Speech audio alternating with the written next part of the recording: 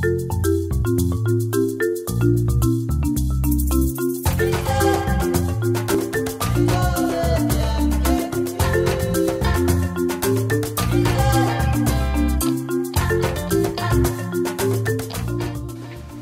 of the first challenges, I think, in terms of improving regional multimodal infrastructure is how do you prioritize regional networks and modes of transport at the national level and also at the regional level.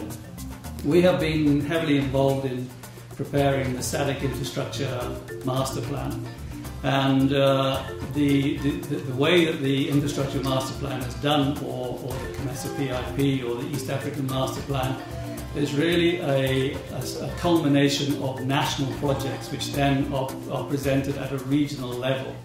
Now, it's not necessarily the case that if you have a national program, lots and lots of national programs added up, you come up to a beneficial regional program.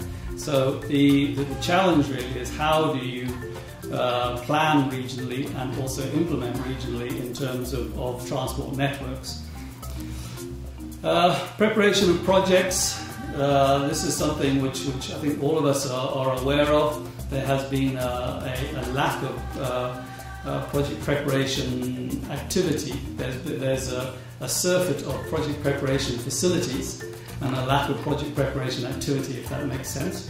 But the approach that has been taken now is to in the tripartite region certainly is to set up the project preparation and implementation unit, and they have been preparing projects to I would say a pre-feasibility study, a pre-feasibility level, and what needs to be done now is to take it to a bankable stage. But you cannot take a project to a bankable stage unless you get into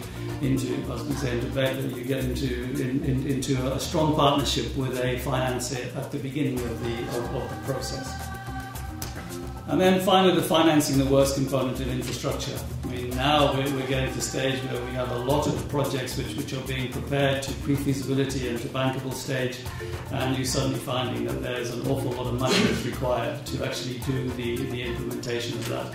As you will recall, the World Bank was suggesting we needed about $90 billion a year to get to a stage where our infrastructure is in good condition, of which about 35 billion is missing.